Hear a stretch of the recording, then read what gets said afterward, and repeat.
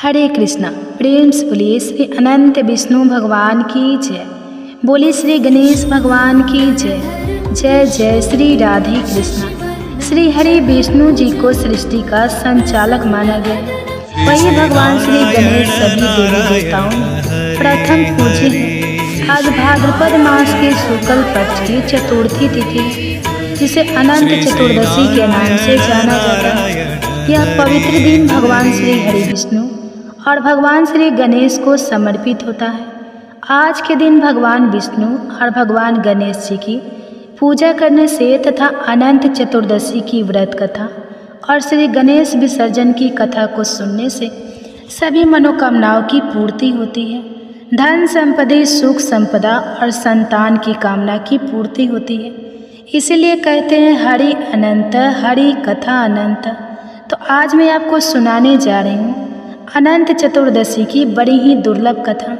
तो आप सभी भक्तजन इन कथाओं को बड़ी ही श्रद्धा और प्रसन्नचित मन से पूरा अवश्य सुनिए। एक गांव में एक वृद्ध स्त्री रहती थी। उसका कोई नहीं था। वह गोबर के उपले बनाकर बेचती थी और इसी से अपना गुजारा चलाती थी। पर उस स्त्री की एक विशेषता थी कि वह श्री कृष्ण जी की बड़ी ही भक्त थी। उठते बैठते हर समय श्री कृष्ण जी का नाम जप किया करती थी। यहाँ तक कि उपले बनाते समय भी वह श्री कृष्ण जी का नाम लिया करती थी। उस गांव के कुछ दुष्ट लोग उसकी भक्ति का उपहास करते थे और एक दिन तो उन दुष्टों ने एक रात उस वृद्ध स्त्री के सारे उपले चुरा लिए और आपस में कहने लगे कि अब देखते हैं श्री कृष्ण कैसे इसकी सहायता करते हैं। सुबह जब वह उठी तो देखती है कि सारे उपले किसी ने चुरा लिए, तो मन ही मन हंसने लगी और अपने कान्हा को कहने लगी, पहले माखन चुराते थे और मटकी फोड़ते थे, गोपियों को सताते थे, अब इस बुढ़िया के उपले छुपाकर मुझे भी सताने लगी। ठीक है, जैसी तुम्हारी इच्छा। यह कहकर उसने अगले दिन के उपले बनाना शुरू कर दिया। जब दोपहर हुई तब उसको भूख लग गई, पर घर में कुछ खाने को नहीं था। 2 गुड़ की डली थी, अतः एक अपने मुंह में डालकर पानी पी कुछ घूंट लेकर लेटने चली गई। भगवान तो भक्त वत्सल होते हैं, इसलिए अपने भक्तों को कष्ट होता देखकर वे विचलित हो जाते हैं। उनसे उस वृद्ध साधिका के कष्ट सहन नहीं हो पा रहे थे। तब भगवान श्री कृष्ण जी ने सोचा कि उसकी सहायता करने से पहले उसकी परीक्षा ली जाए। इसलिए वे एक साधु का वेश धारण कर उसके घर पहुँचे और कुछ खाने को मांगने लगे। वृद्ध स्त्री को अपने घर आए साधु को देखकर बहुत आनंद हुआ, पर घर में कुछ खाने को नहीं था। यह सोचकर उसे दुख भी बहुत हुआ। तब उसने गुड़ की इकलौती डाली जो उसके पास बच गई थी, बाबा को शीतल जल के साथ खाने को दे दी। बाबा उस स्त्री के त्याग को देखकर बहुत प्रसन्न हुए और जब वृद्ध स्त्री ने बाबा को अपना सारा वृतांत सुनाया तो बाबा उन्हें सहायता का आश्वासन देकर चले गए और गांव के सरपंच के यहाँ पहुँचे। सरपंच ने कहा, सुना है इस गांव के बाहर जो वृद्ध स्त्री रहती है उसके उपले किसी ने चुरा लिए हैं। मेरे पास एक सिद्धि है, यदि गांव के सभी लोग अपने उपले ले आए तो मैं अपनी सिद्धि के द्वारा उस वृद्ध स्त्री के सारे उपले अलग कर दूंगा। सरपंच एक भला व्यक्ति था, उसे भी वृद्ध स्त्री के उपले चोरी होने का बड़ा दुख था। इसलिए उन्होंने साधु बाबा रूपी कृष्ण की बात तुरंत मान ली और गांव में ढंढोरा पिटवा दिया कि सब अपने घर के उपले तुरंत गांव की चौपाल पर जाकर रख दें। जिन दुष्ट लोगों ने चोरी की थी उन्होंने भी वृद्ध स्त्री के उपले अपने उपले में मिलाकर उस डेयरी में एकत्रित कर दिए। उन्हें लगा कि यह सब उपले तो एक जैसे होते हैं, अतः साधु बाबा कैसे पहचान पाएंगे। दुष्टों को ईश्वर की लीला और शक्ति दोनों पर ही विश्वास नहीं था। साधु वेशधारी श्री कृष्ण ने सब उपलों को अपने कान से लगाया और वृद्ध स्त्री के उपले अलग कर दिए। वृद्ध स्त्री अपने उपलों को तुरंत पहचान गई और उसकी प्रसन्नता का तो ठिकाना ही नहीं था। वे अपने अपने उठाकर उपले साधु बाबा को नमस्कार करके चली गई। जिन दुष्टों ने वृद्ध स्त्री के उपले चुराए थे उन्हें यह समझ में नहीं आया कि बाबा ने कान में उपलों को लगाकर कैसे पहचान लिया। इसलिए जब बाबा गांव के कुछ दूर निकल आए तो वे दुष्ट बाबा से इसका कारण जानने के लिए पहुँचे। बाबा ने सरलता से कहा कि वृद्ध स्त्री सतत ईश्वर का नाम जप करती थी और उसके नाम में इतनी शक्ति थी कि वह उपलों में भी चला गया कान लगाकर यह सुन रहे थे कि किन उपलों से कृष्ण का नाम निकलता है, और जिन उपलों से श्री कृष्ण का नाम निकल रहा था मैंने उनको अलग कर दिया। यह सुनकर वे दुष्ट लोग बाबा के चरणों में गिर पड़े और सदैव के लिए भगवान के भक्त हो गए। इसलिए कहते हैं कि नाम जप में इतनी शक्ति है, अतः हमको व्यवहार के प्रतिकृत करते समय भगवान का नाम जप करते रहना चाहिए। इससे हम पर ईश्वर की कृपा होती है और संकट से बचाव होता है तथा हमारी सभी मनोकामनाएं पूर्ण हो जाती है। बोली श्री राधा कृष्ण भगवान की जय। श्यामा की बहुत ही सुंदर कथा आप सुनिए।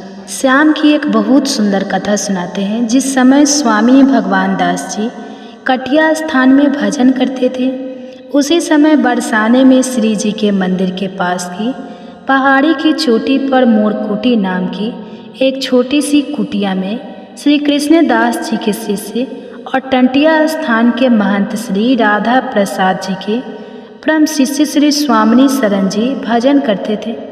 यह कल्पना करना मुश्किल है कि इस निर्जन कुटी में, जिसके निकट जल तक की कोई व्यवस्था नहीं है और जो पक्की ईंटों की बनी होने के कारण चारों ओर पथरीली पहाड़ियों से घिरी होने के कारण गर्मी में भट्टी की तरह तपती है, कोई रह भी सकता है। पर इसी के पीछे इस स्थान पर घटी श्यामा श्याम की एक मधुर लीला की स्मृति है और इसी घटना के कारण इसका नाम मोरकुटी पड़ा हुआ। हो सकता है वह मधुर स्मृति ही स्वामिनी शरण जी के मन और प्राण को शीतल कर उन्हें उस कुटी के तपन को सहने के योग्य बनाती रही। वह चमत्कारी लीला जो घटित हुई थी वो इस प्रकार है। श्यामा जी ने एक बार एक मोर पाला, उसे नृत्य की शिक्षा दी और एक दिन वे श्याम से बोले, प्यारे एक बात कहूँ, करोगे? नहीं करने का तो प्रश्न ही कहाँ प्यारी। प्यार ने उत्तर दिया, तो तुम मेरे मोर के साथ नृत्य करो, देखिए जरा कौन अधिक अच्छा नृत्य करता है। अच्छा तो बताओ हमारे दोनों के बीच मध्यस्थ कौन होगा, यह तो बता दो। हमारे बीच हार जीत का फैसला कौन करेगा? मध्यस्थ ललिता होगी, तू निष्पक्ष रहेगी। श्याम ने ललिता की ओर मुड़कर उससे पूछा, हाँ प्यारे, बिल्कुल निष्पक्ष। ललिता ने फट से उत्तर दिया, तो ठीक है, मैं तैयार हूँ। श्याम ने अपनी फेंट कसते हुए कहा। श्यामा जी ने मोड़ पर अपना हस्त कमल रखा और हस्त कमल का स्पर्श पाते ही वह नाचने लगा, झूमने लगा। उसे देखकर श्याम ने भी नाचना शुरू कर दिया। यह दृश्य देखकर पेड़ों पर बैठी कोयलों ने भी, अलापना और पपीहे ने भी साथ में सुर मिलाना शुरू कर दिया। और यह देखकर मेघ भला कहाँ पीछे रहते, मेघ भी गरज कर मृदंग बजाने लगे। दामिनी एकदम कर रजनी में दीप दिखाने लगे, बिजली कड़कड़ाने लगी। तभी श्यामा ने नृत्य से रीझ श्याम को हंसते हंसते कंठ से लगा लिया। तब श्याम ने ललिता से कहा, बता सखी किसका नृत्य अच्छा था? ललिता ने कहा, प्यारे तुम्हारा भी अच्छा और इस मोर का भी अच्छा, पर मोर ने एक पीर कैया तुमसे ज़्यादा दी है। और इस तरह श्याम की हार हो गई। उनका मुंह कुछ उदास सा हो गया, पर जब श्यामा ने उन्हें कंठ से लगाया तो वह खिल गए। श्यामा श्याम की इस लीला का स्मरण कर स्वामिनी शरण जी हर समय श्यामा श्यामा श्यामा श्यामा श्यामा श्यामा की रट लगाते रहते और इस कुटी में रहते। वे हर समय आवेश में रहते। खाने पीने तक की सुध उन्हें बड़ी मुश्किल से रहती। जीवा के स्वाद की तो वे परवाह ही नहीं करते। भिक्षा में जो कुछ मिल जाता एक साथ पा लेते। जिह्वा तो बस श्यामा श्यामा नाम से रस का स्वादन करके ही छकी रहती। और इस तरह जीवन के अंतिम 13 वर्ष उन्होंने बिना अन्न के ही बिताए। उन दिनों में वे केवल छाछ और फल पर निर्भर रहते। फिर भी इतना सब कुछ होने के बावजूद उनमें इतना बल था कि अपने कंधे पर रखे एक बांस के दोनों सिरों पर पानी से भरे हुए 2 बड़े बड़े मटके लटकाए पहाड़ी पर स्वच्छंद इस तरह चढ़े चले जाते मानो उनके ऊपर कोई भार ही नहीं हो। और इसी तरह एक बार उन्हें एक बहुत जहरीले सांप ने भी डस लिया, लेकिन उसका भी उन पर कोई असर नहीं हुआ और अपनी कुटिया में वो कुछ चना चबेरा गुड़ और मूंगफली जरूर रखते, जिससे कि वे अभ्यागतों की सेवा किया करते। एक बार की बात है, उनकी कुटिया में चोर आ गए तो बाबा उनसे कहने लगे, भैया मेरे पास चना चबेना छोड़कर और है ही क्या, फिर जो है सो तुम्हारी ही तो है, तुम जो चाहो सो ले जाओ, इसमें संकोच की क्या बात है। अब चोर गुड़ मूंगफली और चने की हड्डियाँ तो खाली कर ही गए, साथ ही साथ उनका लोटा बाल्टी और कंबा ला दी, जो भी दिखा वे सब कुछ चुरा कर ले गए। दूसरे दिन उन चोरों के घर भी चोरी हो गई। अब तो उन्हें बड़ा पश्चाताप हुआ। उन्होंने बाबा के पास जाकर उन्हें दंडवत की और उनसे क्षमा मांगी। तब बाबा ने कहा, क्षमा किस बात की भाई, वह सब तो मैंने ही तुम्हें दिया था, तुम कोई ज़बरदस्ती थोड़ी लेकर गए थे। अब जब उसे चोर ले गए हैं तो ले जाने दो, चिंता क्या है, श्री जी बड़ी कृपालु है और दे देंगे। पंडित रामकृष्ण दास बाबा स्वामी शरण जी के गुणों से मुग्ध थे। कभी कभी स्वामी शरण जी वृंदावन जाकर पंडित बाबा के निवास से दाऊ जी के बगीचे के निकट बरादारी नाम के निर्जल स्थान में रहा करते थे। उस समय दोनों का एक दूसरे के स्थान पर जाकर मिलना बैठना और इष्ट गोष्ठी होता था। एक बार कलकत्ते के एक सेठ पंडित बाबा के दर्शन को गए और बहुत से फल फूल उन्हें अर्पण किए। वे मधुकरी छोड़कर और कोई वस्तु, खास तौर पर वृक्ष के बाहर के किसी भी व्यक्ति की कोई वस्तु ग्रहण ही नहीं करते थे, इसलिए उन्होंने वह भेंट भी अस्वीकार कर दी। तब सेठ स्वामी शरण जी के पास गए और उन्हें वही फल भेंट किए। उन्होंने उन्हें ग्रहण कर प्रेम से ठाकुर जी को भोग लगाया। दव योग से थोड़ी देर बाद पंडित बाबा वहां पहुंचे। पंडित बाबा को उन्होंने प्रसाद रूप में उसी में से कुछ फल देते हुए कहा, यह आज कलकत्ते के एक सेठ लाए थे। बाबा ने उन्हें स्वीकार कर दिया। किसी ने उनसे कहा, यही फल तो आपने पहले लौटा दिए थे, अब क्यों ग्रहण कर लिए। तब बाबा ने कहा, मैंने तो सेठ के फल लौटाए थे, पर यह तो एक संत का प्रसाद है जो मैंने ग्रहण किया है। यह प्रसिद्ध है कि स्वामी शरण बाबा को मोर कुटी पर ललिता जी के दर्शन हुए थे। उनकी कुटिया में उन्हें दर्शन देते हुए ललिता जी का एक चित्र भी रहा करता था। ऊंच नीच भले बूढ़े सब में अपनी इष्टकार स्थान जान श्री स्वामी शरण जी सबसे एक सा प्रेम करते थे, किसी के साथ भेदभाव नहीं करते थे और निंदा तो किसी की सुनते ही नहीं थे। पंडित रामकृष्ण दास बाबा को जब उनके निकुंज पधारने का स्वाद मिला तो उन्होंने कहा, जगत में समता का जहाज उठ गया। तो यह थी एक बहुत ही भक्त सुंदर भक्त की कथा।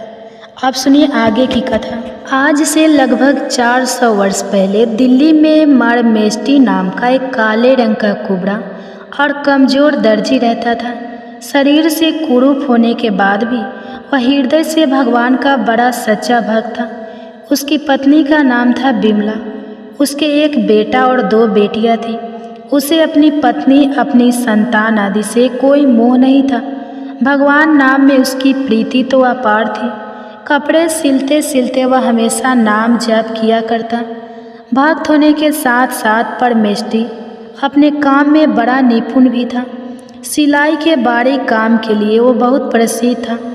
बड़े बड़े अमीर नवाब उसी से अपने वस्त्र सिलवाते थे। बादशाह को भी उसी के सिले हुए वस्त्र पसंद आते। एक बार बादशाह के सिंहासन के नीचे 2 बढ़िया गलीचे उनके पैर रखने के लिए बिछाए गए, लेकिन बादशाह को वे गलीचे पसंद नहीं आए। उन्होंने 2 तकिए बनवाने का विचार किया। बहुमूल्य मखमल मंगाकर उस पर सोने के तारों के सहारे हीरे मणिक मोती आदि जरवाए गए। जराऊ काम बादशाह को पसंद आ गया। परमेष्टि को बुलाकर बादशाह ने वह कपड़ा उन्हें दिया और उसके 2 तकिए बनाने का आदेश दिया। परमेष्टि वो रत्न निजित वस्त्र लेकर घर आ गए। घर आकर परमेष्टि ने उस वस्त्र के 2 खोल बनाए। दोनों में इत्र से सुगंधित रुई भरी। तकियों के ऊपर रत्नों के बने हुए फूल पत्ते जगमग करने लगे और इत्र की सुगंध से पूरा घर भर गया। ऐसे तकिए भला दर्जी अपने घर में कैसे रखे। वह उन्हें बादशाह के यहाँ ले जाने को उठ खड़ा हुआ। तकियों को उठाकर हाथ में लेते ही परमेष्ठी ने ध्यान से उन रत्नों की छटा देखी तो उनके मन में कहा, आह कितने सुंदर है यह तकिए, क्या यह एक सामान्य मनुष्य के योग्य है? इनके अधिकारी तो भगवान वासुदेव ही हैं। जैसे जैसे इत्र की सुगंध नाक में पहुंचने लगी वैसे वैसे यह विचार मन में और दृढ़ होने लगा। मन में अब द्विंद चलने लगा, वो कारीगरी किस काम की जो भगवान की सेवा ही में ना लगे। लेकिन मैं क्या करूं? तकिए तो बादशाह के हैं। मन के असमंजस ने ऐसा रूप ले लिया कि परमेष्ठी को पता ही नहीं चला कि वह कहाँ है, क्या कर रहा है। और उस दिन श्री जगन्नाथपुरी में रथ यात्रा का महोत्सव था। परमेष्ठी एक बार जाकर रथ यात्रा का महोत्सव देखाया था और आज भावावेश में जैसे रथ यात्रा का वह प्रत्यक्ष दर्शन करने लगा। परमेष्ठी देख रहा है कि श्री जगन्नाथ जी रथ पर विराजमान है। सहस्त्र नर नारी रस्सी पकड़कर रथ को खींच रहे हैं, कई पीछे से ठेल रहे हैं, कीर्तन हो रहा है, जय जयकार गूंज रहा है। सेवक गण एक के बाद एक वस्त्र बिछाते जा रहे हैं। श्री जगन्नाथ जी एक वस्त्र से दूसरे वस्त्र पर पधारते हैं और अचानक रथ के कठिन आघात से जगन्नाथ जी के नीचे बिछाया हुआ वस्त्र फट गया। अब सेवक मंदिर में तुरंत दूसरा वस्त्र लेने दौड़ पड़े, लेकिन उन्हें देर होने लगी। परमेष्ठी से यह दृश्य देखा नहीं गया और उन्होंने बड़ी तेजी से 2 तकियों में से एक जगन्नाथ जी को अर्पण कर दिया। प्रभु ने उसे स्वीकार कर लिया। यह देखकर परमेष्ठी के आनंद का पार नहीं रहा और वह आनंद के मारे दोनों हाथ उठाकर नाचने लगे। परमेष्ठी ने स्वप्न नहीं देखा था, सचमुच रथ यात्रा में उधर भगवान जगन्नाथ स्वामी के नीचे का एक वस्त्र फट गया था और पुजारियों ने देखा कि किसी भक्त ने रथ पर एक बहुमूल्य रत्न जटित तकिया प्रभु को चढ़ा दिया है। यहाँ होश में आकर परमेष्ठी ने क्या देखा कि एक तकिया गायब है। उन्हें बड़ा आनंद हुआ। सर्वत्रामी प्रभु ने उसके हृदय की बात जानकर एक तकिया स्वीकार कर लिया और अब भला उसे किसी से क्या भय। क्षुद्र ब्राह्मण उसके प्राण ही तो ले लेगा, वो कहाँ मृत्यु से डरता है। उसके दयामय प्रभु ने उस पर इतनी बड़ी कृपा की कि वो तुम्हारे आनंद के कीर्तन करता हुआ नाचने लगा। उधर बादशाह के सिपाही उन्हें बुलाने आए। एक तकिया लेकर वो बादशाह के पास पहुँचे। बादशाह तकिए की कारीगरी देखकर बड़ा संतुष्ट हुआ। फिर उसने कहा, दूसरा तकिया कहाँ है? परमेष्ठी दर्जी तो मानो तैयार ही बैठे थे। बिना डरे कहने लगे, उसे तो नीलाचल नाथ श्री जगन्नाथ स्वामी ने स्वीकार कर लिया। पहले तो बादशाह ने परिहास समझा, लेकिन वह बार बार पूछने लगा। जब दर्जी ने यही बात बार बार कही तब तो बादशाह को क्रोध आ गया और उन्होंने परमेष्ठी को कारागार में डालने का आदेश दे दिया। अब परमेष्ठी कारागार की अंधेरी कोठरी में पड़े पड़े प्रभु का स्मरण कर रहे थे। अचानक उनके हाथों में लगी हथकड़ियाँ टूट गई। तराक तराक करके बेड़ियों के टुकड़े टुकड़े उड़ गए। बड़बड़ा कर बंदी गृह की कोठरी का द्वार भी अपने आप खुल गया। परमेष्ठी के सामने एक अपूर्व ज्योति प्रकट हुई और दूसरे ही क्षण शंख चक्र गदा पगधारी प्रभु ने उन्हें दर्शन दिया। परमेष्ठी आनंद मग्न होकर प्रभु के चरणों में लौटने लगा। तब प्रभु ने कहा, परमेष्ठी, मेरे भक्त से अधिक बलवान संसार में और कोई नहीं है। किसका साहस है जो मेरे भक्त को कष्ट दे? आ बेटा, मेरे पास। परमेष्ठी तो कृतार्थ हो गए। प्रभु ने अपने चरणों पर गिरते हुए उन्हें उठाया, उनके मस्तक पर अपना अभय कर रखा और उन्हें मुक्त करके वे वहीं अंतर ध्यान हो गए। उधर बादशाह ने स्वप्न में एक बड़ा भयंकर पुरुष देखा, जैसे साक्षात महाकाल अपना कठोर दंड उठाकर उसे पीट रहे हो और गर्जन करके कह रहे हो, तू परमेष्ठी को कैद करेगा। तो बादशाह मारे डर के चीख गया और जाग गया। वह थर थर काँप रहा था और उसका अंग अंग दर्द कर रहा था, मानो रात भर किसी ने उसके ऊपर कोड़े बरसाए हो। शरीर पर प्रहार के भी स्पष्ट चिन्ह थे। सवेरा होते ही उसने मंत्रियों से अपने स्वप्न की बात कही। फिर सबको लेकर वो कैद खाने गया। वहाँ जाकर उसने क्या देखा? पहरेदार सोए पड़े थे, लेकिन परमेष्ठी की हथकड़ी बेड़ी टूटी हुई थी और उनके शरीर से दिव्य तेज निकल रहा था। वे ध्यान में मग्न थे और ध्यान जैसे ही टूटा वे व्याकुल होकर रोने लगे। बादशाह को यह देखकर बड़ा आश्चर्य हुआ और उसने परमेष्ठी से हाथ जोड़कर क्षमा मांगे। तरह तरह के वस्त्राभरणों से सुसज्जित करके हाथी पर बैठाकर गाजे बाजे के साथ उन्हें शहर लाया। बहुत सारा धन देकर विदा किया। उन्हें चारों ओर भक्त परमेष्ठी की जय जयकार होने लगी। परमेष्ठी को लेकर यह मान प्रतिष्ठा बिल्कुल भी अच्छी नहीं लगी। प्रतिष्ठा से बचने के लिए वह दिल्ली छोड़कर किसी दूसरी जगह चले गए और वहीं रहकर उन्होंने अपना पूरा जीवन भगवान के भजन पूजन में व्यतीत कर दिया। तो सभी बोलिए भक्त दर्जी परमेष्ठी जी की जय, श्री बांके बिहारी लाल की जय। अब सुनिए एक और कथा। श्री कृष्ण अपने भक्तों पर अपने प्रेम और करुणा की ऐसी वर्षा करते हैं जो उनके हृदय के हर कोनों को भिगो देती है, और जो भक्त सारे संसारिक सहारे त्याग कर संपूर्ण समर्पण के साथ केवल और केवल श्री कृष्ण की शरण में आते हैं, उनके जीवन के हर एक कार्य का भार स्वयं श्री कृष्ण अपने दिव्य हाथों में ले लेते हैं। आज हम आपको एक ऐसे ही अद्भुत भक्त की कथा सुनाएंगे जिसने अपने मन, वचन और कर्म से केवल अपने श्याम सुंदर को ही अपना सब कुछ माना। और फिर देखिए उस भक्त के जीवन की डोर कैसे स्वयं बांके बिहारी ने थाम ली। वृंदावन में एक वैद्य जी रहा करते थे और वह थे श्री कृष्ण के भक्त। उनके श्री कृष्ण के ऊपर अपार आस्था थी, अटूट विश्वास था। वह श्री कृष्ण की भक्ति में हमेशा मग्न रहते और अपनी पत्नी से भी कहते कि तुमको दिन भर के लिए जो भी सामान चाहिए वह मुझे एक चिट्ठी में लिख दिया करो। और फिर जब वैद्य जी अपनी दुकान पर जाते तो चिट्ठी पढ़ते, सामान के भाव को देखते और फिर श्री कृष्ण से प्रार्थना करते कि कन्हैया आज के सामान की व्यवस्था कर देना। जैसे ही उन्हें जितने धन की आवश्यकता होती उसकी व्यवस्था अपने आप हो जाती, तो वह बाकी अन्य मरीजों से पैसे नहीं लेते थे और फिर अपने गांव लौट जाते और फिर श्री कृष्ण की भक्ति में मग्न हो जाते। यह उनकी हर दिन की दैनिक चर्या थी। एक दिन की बात है, वैद्य जी ने दुकान पर आकर चिट्ठी खोली तो एकदम से सन्नाटा रह गए, मानो उनकी आंखों के आगे तारे चमक रहे हो।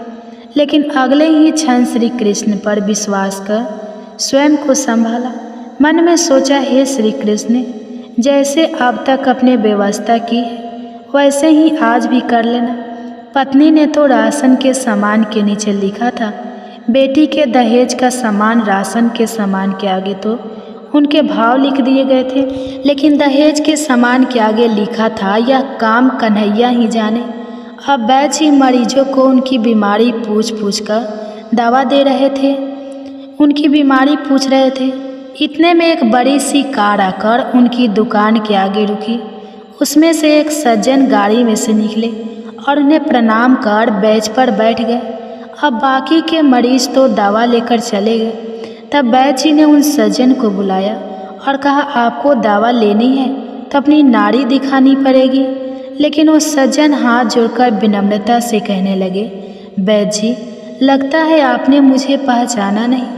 ध्यान से देखिए, मैं आज से 15-20 साल पहले आपकी दुकान पर आया था। अब मैं विदेश में रहता हूँ। विदेश में जाने से पहले ही मेरी शादी हो गई थी, लेकिन हमें बहुत सालों तक संतान सुख प्राप्त नहीं हुआ था। तब हमने भारत और विदेश दोनों जगह इलाज करवाया, लेकिन कोई फ़ायदा नहीं हुआ। फिर मुझे किसी ने आपके बारे में बताया। आपने मुझे तसल्ली दी थी और कहा था कि निराश नहीं होते, क्योंकि श्री कृष्ण के खजाने में किसी चीज़ का अभाव नहीं है। खुशी, गमी, जीवन, मृत्यु यह सभी तो ईश्वर के हाथों में ही है। तुम भगवान पर भरोसा रखो।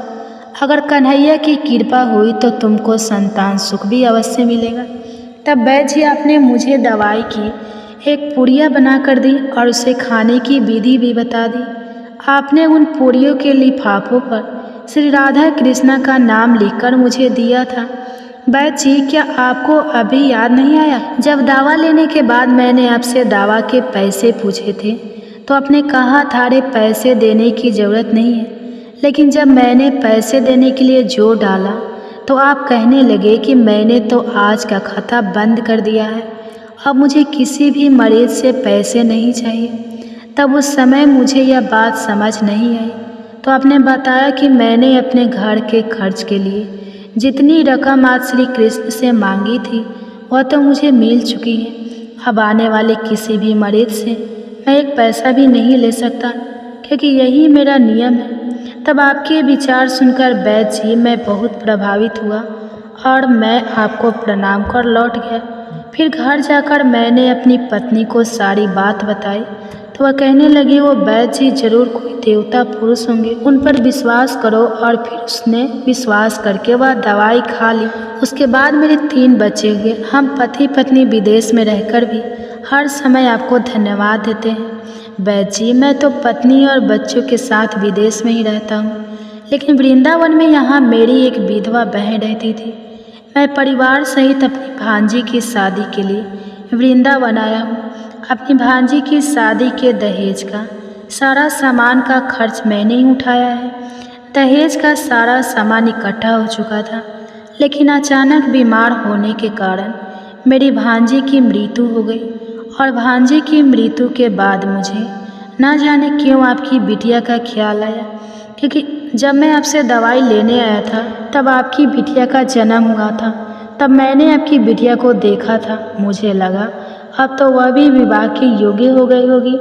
इसलिए मैंने और मेरे परिवार ने निश्चय किया कि आपसे पूछकर दहेज का सारा सामान आपके घर भिजवा दिया जाए। मैं शादी के बाकी के खर्चों के लिए नकदी पैसे भी देना चाहता हूँ। और वैद्य जी, मेरी आपसे विनती है, आप मना मत करना। उनकी बातें सुनकर वैद्य जी हैरान रह गए। अब वैद्य जी ने पत्नी की लिखी हुई चिट्ठी उन सज्जन को दिखा दी। वैद्य जी कहने लगे, जब सुबह मैंने दुकान पर आकर चिट्ठी खोली तो पत्नी ने राशन के सामान के बाद लिखा था बेटी के दहेज का सामान। मैंने भी उसके आगे लिख दिया कि यह काम तो कन्हैया ही जाने, और मेरे जीवन में आज तक कभी ऐसा नहीं हुआ कि जो चिट्ठी पर लिखा है वह मुझे मिला ना हो। चिट्ठी पढ़कर सज्जन भी वैद्य जी का मुख देखने लगे। तब वैद्य जी बोले कि मुझे आपकी भांजी की मृत्यु का बहुत दुख है, लेकिन मैं तो हैरान हूँ कि कन्हैया अपने कैसे कैसे रंग दिखाता है। चिट्ठी देखकर वह सज्जन भी हैरान थे। वैद्य जी कहने लगे, मुझे अब जो भी मिला है मेरे उस कन्हैया की कृपा से ही मिला है। तो ऐसे हमारे प्रिय श्री कृष्ण, तभी तो कहते हैं भक्ति ऐसी होनी चाहिए कि अगर कोई कष्ट भक्त पर आए तो चिंता भगवान को हो कि मेरे इस प्रिय भक्त को इस दुख से मुक्त कैसे करूं। जब प्रेम और विश्वास अटूट हो तो भक्त की हर पीड़ा, हर चिंता श्री कृष्ण का अपना बोझ बन जाती है, और फिर स्वयं माधव आगे बैठकर उसे दूर कर ही देते हैं। तो यह थी भगवान विष्णु की कथा। अब आप सुनिए अनंत भगवान की कथा। अनंत चतुर्दशी की हार्दिक शुभकामनाएं। अनंत चतुर्दशी का दिन उस आदि मध्य और अंत से रहित सृष्टिकर्ता की पूजन और भक्ति का होता है, जो कि अनंत है। यानी कि इस दिन भगवान विष्णु के अनंत स्वरूप की पूजा की जाती है। इस दिन जो 14 गांठों का धागा बांधा जाता है, उसके विषय में यह मान्यता है कि उसमें भगवान अनंत विद्यमान रहते हैं। उसकी 14 गांठों को 14 लोक का प्रतीक माना जाता है। जो भी मनुष्य अनंत चतुर्दशी के दिन इस धागे को अपने हाथ पर बांधता है, उसके सभी कष्टों को अनंत भगवान हर लेते हैं। ऐसे भक्तों की स्वयं अनंत भगवान रक्षा करते हैं, उनकी सभी मनोकामनाएं पूर्ण करते हैं। अनंत चतुर्दशी का व्रत और पूजन करने वाले भक्तों को समस्त भौतिक सुखों की प्राप्ति होती है, सभी रोगों का नाश हो जाता है, आरोग्यता की प्राप्ति होती है, वंश की वृद्धि होती है, घर में सुख समृद्धि बनी रहती है, संतान सुख की प्राप्ति होती है, मान प्रतिष्ठा के साथ ही ऐश्वर्य और वैभव की भी वृद्धि होती है। इस दिन अनंत भगवान के चरणों में अनंत सूत्र अर्पित किया जाता है। फिर पूजा करते हुए अनंत सूत्र को प्रणाम करके सभी स्त्रियां उसे अपने बाएं हाथ में और पुरुष दाहिने हाथ पर बांधते हैं। इस धागे को शरीर के केवल ऊपरी हिस्सों में ही बांधा जाता है। कुछ लोग इसे गले में भी धारण करते हैं। अनंत बांधने के बाद अनंत चतुर्दशी की व्रत कथा अवश्य ही पढ़नी या सुननी चाहिए। कथा सुनने के बाद विष्णु सहस्त्र नाम का पाठ किया जाता है। धूप दीपक और कपूर जलाकर भगवान की आरती की जाती है। फिर ब्राह्मणों को भोजन आदि कराकर उन्हें दान दक्षिणा दी जाती है। इस दिन केवल एक समय ही शुद्ध सात्विक भोजन किया जाता है। रात्रि में भजन कीर्तन करके जागरण किया जाता है। यह व्रत लगातार 14 वर्षों तक करना चाहिए। जब आपको लगे कि आप व्रत करने में सक्षम नहीं है तो इसका उद्यापन करके ही आपको इस व्रत को छोड़ना चाहिए। अब सुनिए अनंत चतुर्दशी की संपूर्ण व्रत कथा।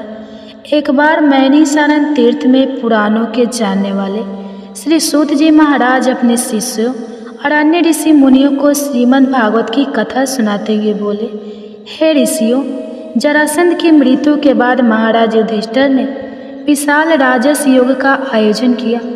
उस यज्ञ में दूर दूर से भारतवर्ष के बड़े बड़े राजा महाराजा सम्मिलित हुए।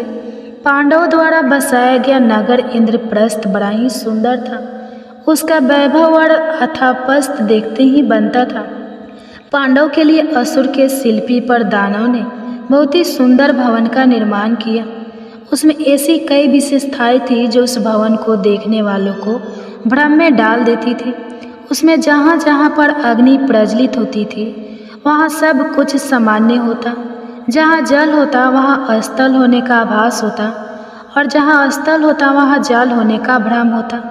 ऐसी विशेषता वाले उस भवन को देखने के लिए दुर्योधन भी गया और उस भवन की भव्यता और सौंदर्य को देखकर वह भी सीमित हो गया। एक स्थान था जहाँ पर जल था परंतु स्थल होने का आभास हो रहा था। दुर्योधन वहाँ गया तो वह जल में गिर पड़ा। उसे ऐसी अवस्था में देखकर द्रौपदी को हंसी आ गई और उसने द्रौपदी को अंधे का पुत्र अंधा कहकर उसका अपमान कर दिया। इस अपमान से दुर्योधन तिलमिला उठा। उसने पांडव और द्रौपदी को अपमानित करने और उनसे उनका राज्य छीनने की इच्छा से उन्हें चौसर खेलने का निमंत्रण दिया। उस चौसर के खेल में कपट द्वारा पांडव का राज्य छीनकर उन्हें दास बना लिया और महारानी द्रौपदी को जीतकर उन्हें दासी कहकर अपमानित किया और उनके चीरहरण का प्रयास किया। उस समय द्रौपदी के सम्मान की रक्षा स्वयं भगवान कृष्ण ने की थी। उसके बाद पांडव को 12 वर्ष की वनवास और 1 वर्ष के अज्ञातवास का प्रण निभाने के लिए कहा गया। एक सम्राट से महाराज युधिष्ठिर एक वनवासी बन गए। उनका समस्त वैभव उनके पास ले चला गया।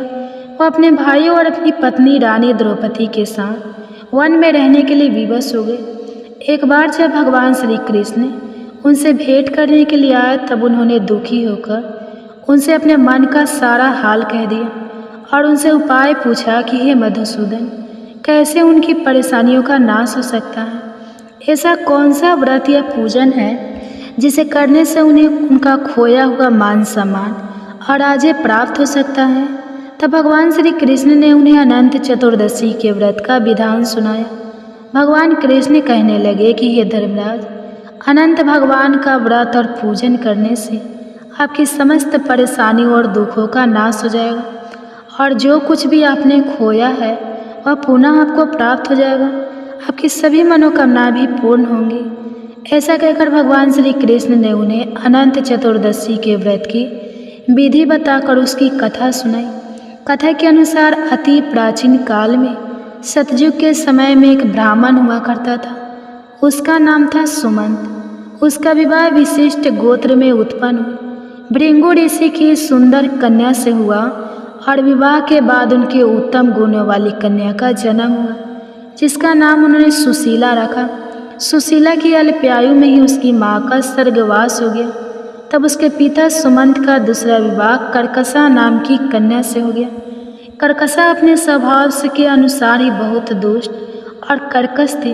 वह सुशीला के प्रति द्वेषपूर्ण भाव रखती थी, कभी उससे प्रेम नहीं करती और अपने प्रति से प्रीति से भी प्रतिदिन झगड़ा किया करती। समय के साथ साथ सुशीला की आयु भी बढ़ती गई और वह विवाह के योग्य हो गई। उसके रूप और गुणों की चर्चा सुनकर वेदों के ज्ञाता और मुनियों में श्रेष्ठ कौटिल्य ऋषि सुमंत के पास सुशीला से विवाह की इच्छा लेकर आए। कंडल ऋषि ने सुमंत से उसकी पुत्री सुशीला का विवाह उनके साथ करने के लिए कह दिया। सुमंत ने खुशी के साथ अपनी पुत्री का विवाह कौंडल ऋषि के साथ कर दिया।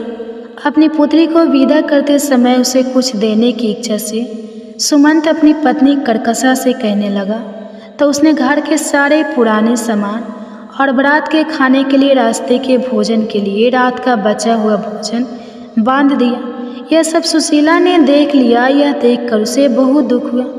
उसे लगा कि जब उसके ससुराल वालों को यह सब पता चलेगा तो उसका कितना अपमान भी करेंगे, उसे उनका तिरस्कार भी सहना पड़े।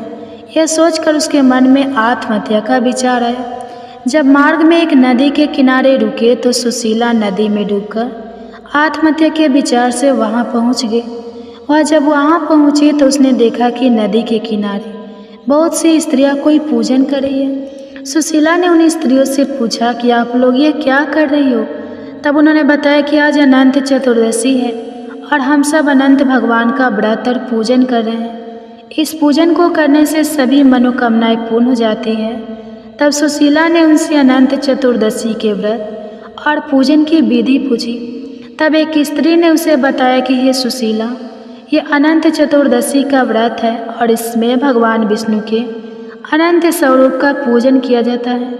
पूजन के बाद 14 गांठों वाला धागा शुद्ध करके स्त्रियां अपने बाएं हाथ और पुरुष अपने दाएं हाथ पर बांधते हैं। इस धागे को बांधते समय अनंत भगवान से प्रार्थना करें कि हे अनंत देव, आप इस संसार रूपी सागर से मुझे पार लगाओ, मेरा उद्धार करो और आपको मेरा बारंबार प्रणाम है। फिर इस कामना के साथ इस अनंत सूत्र को अपने हाथ में बांधे और अनंत भगवान का ध्यान करें। तब सुशीला ने वही व्रत का संकल्प लिया और पूजन करके अपनी बाई बाह पर 14 गांठों वाला एक सूत्र बांध लिया और अनंत भगवान से प्रार्थना की कि हे प्रभु, आप तो सब कुछ जानते हैं। आज मेरे ससुराल वालों के सामने मेरी और मेरे पिता की लाज रखना, मैं आपसे बस यही मांगती हूँ। ऐसा ध्यान करके जब सुशीला वापस उसी स्थान पर पहुँची तो उसके पति ने उससे पूछा कि वह कहाँ गई थी। तब सुशीला कहने लगी, आज अनंत चतुर्दशी है और मैं नदी के किनारे अनंत भगवान का पूजन कर रही थी। इधर उसकी बारात के सभी लोग आनंद से भोजन कर रहे थे। वहाँ भोजन में तरह तरह के पकवान थे। सबने सुशीला के परिवार की खूब प्रशंसा की। तब सुशीला ने अनंत भगवान का धन्यवाद किया और अपना व्रत पूर्ण किया। जब वो अपनी ससुराल पहुँची तो उसे अनंत चतुर्दशी के व्रत का महात्म्य पता चला। उस व्रत के प्रभाव से उसके परिवार में सुख समृद्धि बढ़ने लगी और धन धान्य से उसका घर परिपूर्ण, उसका जीवन सुखमय हो गया। एक बार उसके पति की दृष्टि उसके हाथ पर बंधे अनंत सूत्र पर पड़ गई तो उसने सुशीला से पूछा कि यह क्या है और तुमने इसे क्यों बांध रखा है। तब सुशीला ने कहा, हे स्वामी, यह अनंत भगवान का सूत्र है। मैं अनंत भगवान का व्रत करती हूँ और उन्हीं की कृपा से आज हमारे पास धन धान्य आदि सब कुछ है। सुशीला के ऐसे वचन सुनकर कंडर ऋषि ने अहंकार वश व अनंत सूत्र तोड़कर जलते हुए अग्नि में फेंक दिया। सुशीला ने तुरंत अनंत सूत्र को आग में से निकाला और इसे दूध में डाल दिया। इधर अनंत सूत्र का इस प्रकार अपमान करने से कंडल ऋषि पर अनंत भगवान रुष्ट हो गए और इस कारण उनका समस्त ऐश्वर्य समाप्त हो गया। घर जल गया, धन चोरी हो गया, घर परिवार में कलह होने लगा और उनका स्वास्थ्य भी खराब रहने लगा। तब उन्होंने अपनी पत्नी सुशीला से कहा कि अचानक ये क्या हो गया, हमारा सारा धन वैभव नष्ट हो गया। तब सुशीला कहने लगी कि स्वामी, यह सब अनंत भगवान और उनके उस सूत्र के अपमान के कारण हुआ है। तब कंडोल ऋषि को अपनी गलती का पश्चाताप हुआ और उसका प्रायश्चित करने के लिए वे तप करने और अनंत भगवान के दर्शन की इच्छा से वन को चले गए। वन में पहुंचकर कंडल ऋषि इधर उधर घूमकर सबसे अनंत भगवान के विषय में पूछने लगे। वन में उन्होंने एक फलों से लदा हुआ पेड़ देखा जिसमें कीड़े पड़े हुए थे। उन्होंने उससे पूछा कि तुमने अनंत भगवान को देखा है क्या। तब उस वृक्ष ने मना कर दिया और कहा, नहीं, मैंने नहीं देखा। यह सुनकर जब कंडल ऋषि आगे बढ़ने लगे तो वृक्ष ने कहा कि अगर तुम्हें अनंत भगवान मिले तो उनसे पूछना कि मेरे अंदर कीड़े क्यों हैं। तब कुंडल ऋषि उसे हाँ कहकर आगे बढ़ गए। अनंत भगवान के दर्शन की इच्छा मन के लिए कंडोल ऋषि वन में आगे बढ़ते रहे। वन में उन्हें घूमती हुई गाय और बछड़े मिले। तब कुंडल ऋषि ने गायों से पूछा कि हे गौ माता, क्या तुमने अनंत भगवान को देखा है। तब उस गाय ने भी मना कर दिया। आगे कोंडल ऋषि को एक बैल मिला, उसमें भी उन्होंने वही प्रश्न किया तो उस बैल ने भी मना कर दिया। उसके आगे उन्हें 2 पुष्करनियाँ मिली, उनसे भी उन्होंने वही सवाल किया, उन्होंने भी वही उत्तर दिया जो बाकी सबने दिया था। इस प्रकार कंडल ऋषि वन में आगे बढ़ते रहे और उन्हें जो भी मिलता उससे वह यही प्रश्न पूछते कि क्या आपने अनंत भगवान को देखा है। परंतु किसी से भी संतोष जानकर उत्तर ना पाकर वे बड़ी दुखी हुए और उन्होंने अपने प्राण त्यागने का निश्चय कर लिया। तब उन्होंने आत्महत्या का प्रयास किया। तभी अनंत भगवान एक ब्राह्मण के रूप में प्रकट हो गए और कोंडल ऋषि को लेकर एक गुफा के अंदर चले गए। उस गुफा के अंदर कोंडल ऋषि को बहुत सुंदर लोक दिखा। वहाँ पर चारों ओर एक दिव्य प्रकाश फैला हुआ था। वहाँ पर सभी लोग प्रसन्न थे। वहीं पर उन्हें अनंत भगवान के विश्व रूप के दर्शन हुए।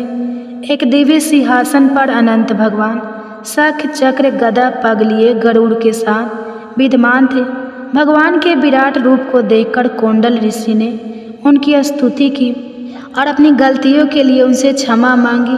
कोंडल ऋषि के भक्ति युक्त वचन सुनकर अनंत भगवान ने उनसे कहा, हे कोंडल, तुम किस इच्छा से मुझे खोज रहे थे?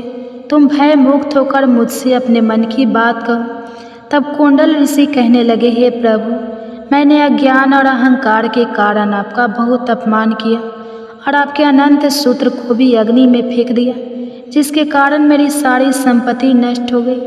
मेरे परिवार में अशांति फैल गई, मेरी मान प्रतिष्ठा धूमिल हो गई। मैं अब अपनी गलती की क्षमा प्रार्थना लेकर आपके दर्शन के लिए यहाँ आया हूँ। आपके दिव्य स्वरूप के दर्शन पाकर मेरा जीवन धन्य हो गया। हे प्रभु, मैं आपसे अपने अपराध के लिए क्षमा मांगता हूँ और मेरे जीवन में सब कुछ पहले जैसा कैसे होगा, इसका उपाय भी आप कृपा करके बताइए। तब अनंत भगवान को उस पर दया आ गई। उन्होंने कहा, हे कौंडल, तुम अपने घर जाकर 14 वर्षों तक अनंत चतुर्दशी का व्रत और पूजन पूरी श्रद्धा और भक्ति के साथ करो। अपने दाएं हाथ में 14 गांठों युक्त अनंत सूत्र बांधना। ऐसा करने से तुम्हारे सभी कष्टों का नाश हो जाएगा, तुम्हारी सभी मनोकामनाएं भी पूरी हो जाएंगी। जीवन के सभी सुख भोग कर तुम अंत में सद्गति को प्राप्त होंगे। भगवान के ऐसे वचन सुनकर कोंडल ऋषि को बहुत संतोष हुआ। तब उन्होंने अनंत भगवान से मार्ग में मिले वृक्ष द्वारा पूछे गए प्रश्न के विषय में पूछा। तब अनंत भगवान ने उसे बताया कि वह वृक्ष अपने पूर्व जन्म में एक विद्वान ब्राह्मण था, परंतु उसने विद्यार्थियों को शिक्षा ना देकर जो पाप अर्जित किया था, उसी का परिणाम है कि उस पर फलदार वृक्ष पर फल तो आते हैं, पर कीड़ों के कारण कोई उनका उपभोग नहीं करता। कोंडल ऋषि के मन में वन में मिले हुए अन्य जीवों के विषय में जानने की भी इच्छा हुई। तब उन्होंने अनंत भगवान से उनके विषय में पूछा तो उन्होंने बताया कि वह दोनों पुष्करनी पूर्व जन्म में बहनें थी। उन्होंने तब कोई पुण्य कर्म नहीं किया, ना ही किसी याचक को भिक्षा दी, ना ही कोई धर्म का कार्य किया, इसलिए परस्पर लहरें उनसे आकर टकराया करती है, परंतु जल वहाँ नहीं रुकता। अनंत भगवान ने आगे कहा कि वह गाय पृथ्वी है, वह बैल धर्म है, गधा क्रोध है, वह हाथी अहंकार है, वह गुफा संसार है और मैं अनंत हूँ। फिर कोंडले ऋषि ने उन्हें प्रणाम करके अपने घर आकर अपनी पत्नी सहित 14 वर्षों तक अनंत चतुर्दशी के व्रत का पालन किया। अंत में अनंत भगवान की कृपा से जीवन के समस्त सुख भोग कर वह स्वर्ग लोक को चले गए। फिर भगवान कृष्ण ने धर्मराज युधिष्ठिर से कहा कि हे धर्मराज, अब आप भी इस व्रत का पालन करो। जैसे कोंडल ऋषि और सुशीला की सभी मनोकामनाएं अनंत भगवान ने पूर्ण की थी, ठीक उसी प्रकार तुम्हारी भी सभी मनोकामनाएं पूर्ण होंगी। जो कुछ भी आपने खोया है वह सब आपको पुनः प्राप्त होगा। भगवान कृष्ण ने कहा, हे धर्मराज, अनंत चतुर्दशी का जो व्रत मैंने तुम्हें बताया है, उस व्रत को करने से मनुष्य अपने सभी पापों से मुक्त होकर स्वर्ग लोक को जाता है। भगवान श्री कृष्ण के कहे अनुसार तब धर्मराज युधिष्ठिर ने भी अनंत चतुर्दशी का व्रत और पूजन किया। व्रत के प्रभाव से उनके सभी मनोरथ सिद्ध हुए और महाभारत के युद्ध में जीतकर उन्हें उनका खोया हुआ यश, मान सम्मान और धन वैभव पुनः प्राप्त हो गया और मृत्यु के बाद उन्हें स्वर्ग लोक की प्राप्ति हुई। तो प्रेम से बोलिए अनंत भगवान की जय।